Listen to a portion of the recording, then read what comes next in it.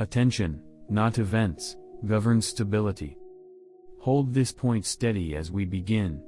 Nothing that happens to you carries disturbance by itself. Events arrive as they are, neutral, indifferent, without instruction. What unsettles you is not the event, but the meaning you attach to it. This is not a comforting idea. It removes excuses. It also returns responsibility to where it belongs.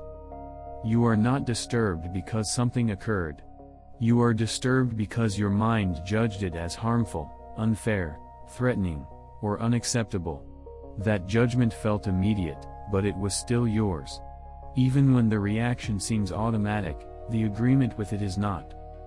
This distinction matters because most effort is wasted trying to manage circumstances instead of attention. You try to control outcomes, other people, timing, recognition. When these fail, frustration grows. The mistake is not a lack of discipline. It is a lack of awareness. Inner control does not require intensity. It requires clarity, repeated daily. Awareness of what appears in the mind. Awareness of when you assent. Awareness of how quickly judgment hardens into certainty. Without this awareness, discipline becomes force. With it, discipline becomes precise. No one else can carry this responsibility for you. Circumstances cannot be blamed. Habits cannot be excused. The work begins exactly where your judgments begin, and nowhere else. Notice this carefully. Effort fails when ownership is vague. Everything that follows depends on one clear distinction. Before discipline can function, ownership must be precise. Most frustration comes from working hard in the wrong territory. You apply effort where you have no authority, then feel defeated when nothing changes. This is not because the effort was weak, but because it was misdirected. There are things that belong to you fully. Your judgments, your intentions, your choices, your willingness to assent or withhold assent. These are always available to you. No one can interfere with them unless you permit it. This is the only domain where discipline has meaning. There are also things that never belong to you. Events, other people's behavior, outcomes, reputation, timing. Even the body, to a degree, follows its own course. These things may affect you, but they do not answer to you. Treating them as if they do is the beginning of exhaustion. Confusion between these two domains produces constant strain. You speak carefully, hoping to control how others interpret you. You perform well, hoping to secure lasting approval. You plan thoroughly, hoping to eliminate uncertainty. When these attempts fail, as they must, you feel wronged. But nothing was taken from you. You were working outside your jurisdiction. Consider a simple example. Someone speaks to you abruptly. The words are external. The tone is external. You do not control them. But the judgment, I am being disrespected, is yours. So is the further judgment, this should not be happening. The discomfort does not come from the sound of the words. It comes from the meaning you assign to them and the demand you attach to reality. Or consider delay. A plan is interrupted. The schedule shifts. You feel irritation rise. The delay itself is neutral. What belongs to you is the assessment that the delay is unacceptable, that it ruins the day, that it reflects incompetence or disregard. That assessment is optional, even if it feels familiar. Discipline fails when you attempt to discipline the world. You tighten, push, insist, and rehearse arguments against what already occurred. None of this strengthens your capacity. It only reinforces the habit of misplacing control. Stoic discipline begins by withdrawing effort from what is not yours. This is not passivity. It is accuracy. When effort is applied only where authority exists, it becomes effective. When it is scattered elsewhere, it becomes frustration disguised as virtue. This boundary also removes blame. If your peace depends on others behaving correctly, then responsibility has been outsourced. If your stability depends on outcomes aligning with preference, then freedom has been postponed. Neither position is workable. What belongs to you is narrow, but it is sufficient. You are responsible for how impressions are judged. You are responsible for whether you agree with them. You are responsible for what you choose next. Nothing more is required. Nothing less will do. When this boundary is held clearly, effort becomes lighter. Not because life improves, but because effort is no longer wasted. You stop arguing with what is not yours and begin training what is. This explains where effort is misplaced, but not yet how disturbance takes hold. Consent is given quietly, not dramatically. Now we look at what actually creates disturbance. Between what happens and how you react, there is a brief interval. It is easy to miss because it does not announce itself. There is no signal, no pause imposed from outside. Yet everything depends on this moment. This is where judgment becomes consent. An impression arrives first. A sound, a message, a look, a delay. Impressions are automatic. They require no permission. The mind receives them as it receives weather. At this stage, there is no problem. An impression is not yet a claim about reality. It is only a presentation. Disturbance begins when the mind adds a verdict. This is bad. This is unfair. This means something about me. That verdict feels fused to the impression, but it is not the same thing. It is an interpretation layered onto a neutral occurrence. Assent is the act of agreeing with that interpretation. It is the moment the mind says, yes, this is true. Once assent is given, the reaction follows automatically. Emotion, tension, impulse, speech. These are downstream effects. By the time they appear, the decision has already been made. This is why trying to manage reactions directly rarely works. You are intervening too late. The Stoic point of leverage is earlier, quieter, and less visible. Consider criticism. Someone questions your work. The impression arrives as sound and meaning. Immediately, a thought appears, I am being attacked. That thought is not forced. It presents itself. If you assent to it, irritation follows. Defensiveness follows. If you do not assent, the words remain what they are, information, perhaps poorly delivered, but still information. Or consider waiting. You expect progress. It does not come. The impression is delay. The judgment appears, this should not be happening. Assent produces agitation. Without assent, there may still be preference, but not disturbance. Feeling is not the same as agreement. A tightening in the chest can arise without your consent. A surge of heat can appear. These are bodily responses, conditioned and quick. The Stoic discipline does not deny them. It asks only one thing: do not add judgment before examining what is being proposed. The pause before assent does not require force. One breath is enough. Not to calm yourself, but to create space. In that space, you can ask, what exactly is being claimed here? Is this within my control? Is this an objective fact, or an interpretation? Most people live as if assent is automatic. It is not. It is habitual. Habits can be retrained, but only if they are seen. Without awareness, assent happens unnoticed.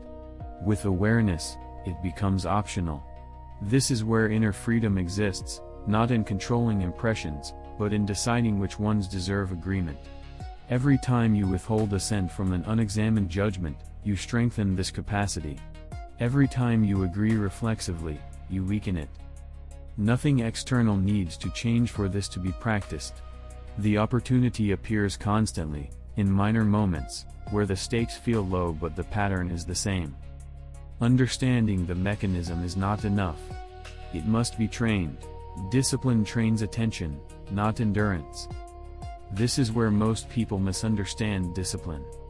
Discipline is commonly imagined as force applied against resistance.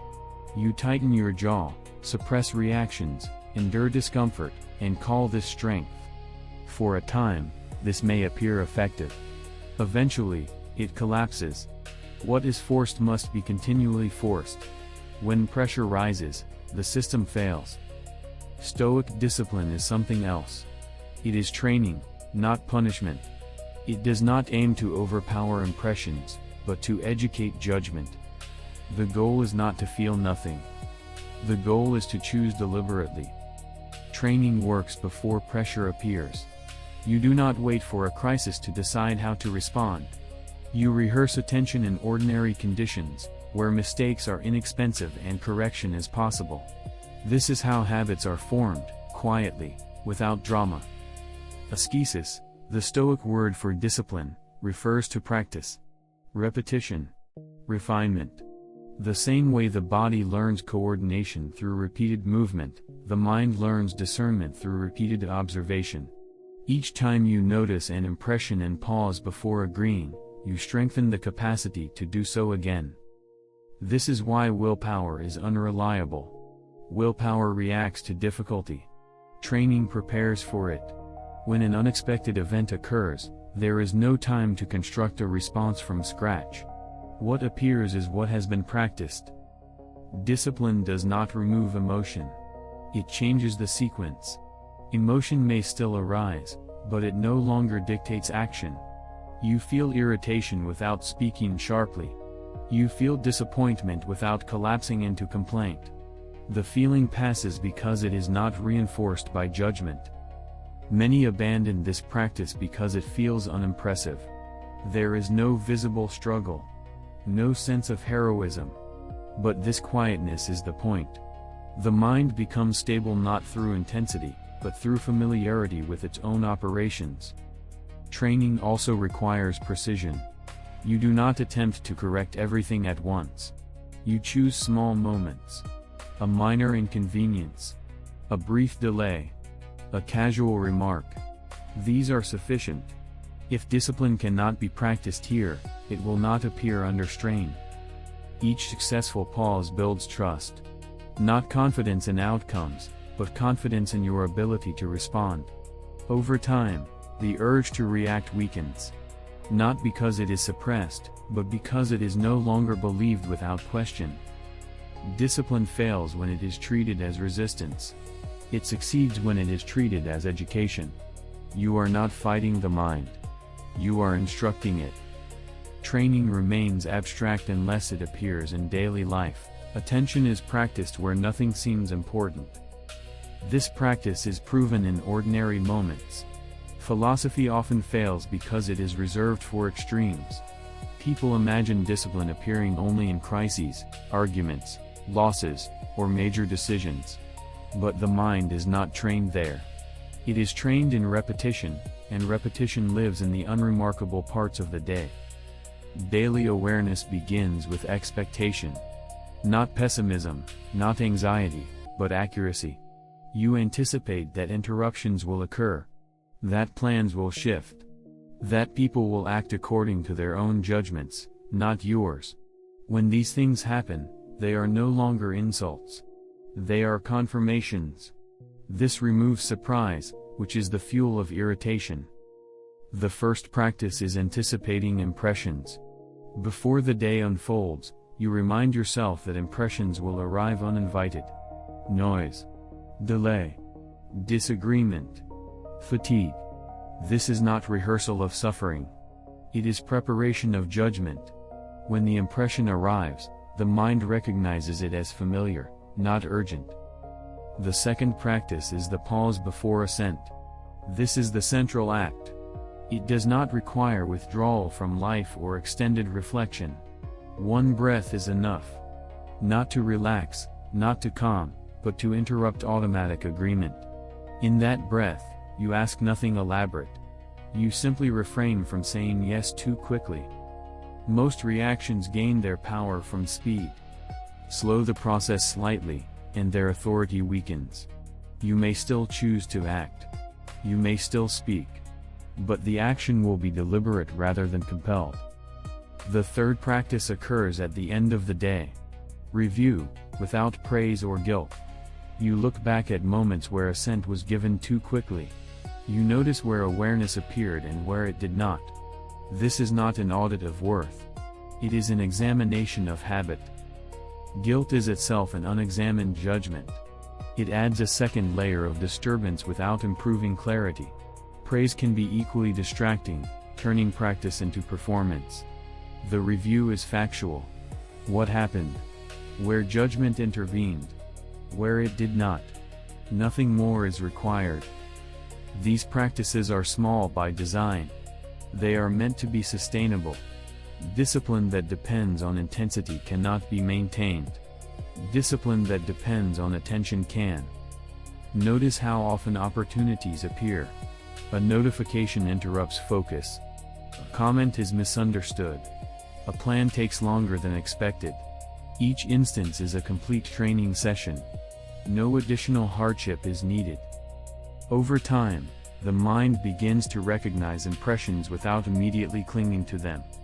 This recognition feels subtle. There is no triumph. But something shifts. Space appears where there was previously compression. Choice appears where there was previously reflex. Consistency matters more than success. Missing a pause does not invalidate the practice. It reveals where practice is still needed. Nothing is wasted. From this repetition, a different relationship to events develops. Not detachment, but stability. Not control of outcomes, but command of response. When this practice becomes stable, a different kind of freedom appears. Freedom persists even when circumstances do not improve. Freedom is often misunderstood. Many imagine freedom as relief from difficulty. Fewer obstacles. Better outcomes. More cooperative people. But this version of freedom is fragile. It depends on conditions remaining favorable. When they do not, the sense of freedom disappears with them. Stoic freedom is not built this way. It does not require circumstances to align. It requires authority to be located correctly. When authority is placed inside judgment, freedom becomes stable because it no longer depends on permission from the world. Life does not become easier under this discipline. Inconvenience continues. Loss occurs. People misunderstand you. Effort goes unrewarded. None of this is denied. What changes is not the presence of difficulty, but the relationship to it. When judgment is trained, events lose their power to command reaction. They still register. Preference still exists. But there is no compulsion to agree that what occurred is unbearable, intolerable, or catastrophic. Without that agreement, disturbance does not take root. This is why comfort and freedom are not the same. Comfort seeks smoothness. Freedom seeks sovereignty. Comfort requires protection from disruption. Freedom requires clarity within it. One is external and conditional. The other is internal and durable. Authority returns inward through practice, not declaration. You do not announce that you are free. You discover it quietly, in moments where reaction would have been automatic before. A comment that once provoked now registers and passes. A delay that once agitated now becomes neutral. The change is subtle, but decisive. Nothing is taken from you when circumstances remain difficult. What would have been taken was your assent. When assent is withheld, your position remains intact. You may still act. You may still prefer. But you do not surrender your stability to what you cannot command. This freedom must be maintained. It is not achieved once and secured permanently. Habits return if attention lapses. Assent becomes automatic again if awareness fades. This is not failure. It is the nature of training. Maintenance is part of the discipline. The idea that freedom is a permanent state is another misunderstanding. Freedom is an activity. It is exercised each time judgment is examined. It is renewed each time assent is withheld from an unexamined impression. When practice stops, freedom weakens. When practice resumes, it returns. Nothing external needs to change for this to begin or continue. There is no threshold condition. No prerequisite stability. No ideal environment. The only requirement is willingness to observe what the mind proposes and to decide deliberately. This is not withdrawal from life. It is engagement without surrender. You still participate fully. You still care. You still act. But you do so without handing over command of your inner state. When this distinction is held, frustration loses its justification. Blame loses its appeal. You stop asking circumstances to do what only judgment can do. The demand placed on the world dissolves, and with it, much unnecessary strain. This is not an achievement to display. It is a position to maintain. Quietly. Repeatedly. Without commentary. Nothing more needs to be added. Responsibility cannot be delegated. This ends where responsibility begins. Nothing here requires escalation or intensity. The conclusion is plain. If disturbance appears, it is because judgment has been given away without examination. If stability appears, it is because responsibility has been taken back quietly. You cannot outsource this work. Circumstances cannot carry it for you. Other people cannot correct it on your behalf. Even philosophy cannot perform it for you. At most, it can point. The act itself is yours. Imperfection will remain. You will assent too quickly at times. You will notice judgment only after reaction has already occurred. This does not invalidate the practice. It confirms that the practice is necessary. Responsibility does not mean flawless execution. It means refusal to blame. Inner control is not achieved once and secured permanently. It is maintained through awareness, renewed daily. Each moment of attention restores it. Each unexamined assent weakens it. Nothing dramatic is required either way. The discipline described here does not promise comfort. It does not remove difficulty. It does not guarantee ease. What it offers is something narrower and more reliable, the ability to meet whatever appears without surrendering command of judgment. This is why daily awareness matters. Not as vigilance, not as tension, but as familiarity with the mind's movements. When you know what the mind proposes, you are no longer compelled to accept it blindly. The work is modest in appearance. A pause. A withheld agreement. A quiet review. Yet from this modesty, stability grows. Not because life improves, but because authority is no longer misplaced. Nothing outside you must change for this to be practiced. Nothing needs to be fixed first. The only requirement is willingness to observe what appears and to decide deliberately. Return to what is yours.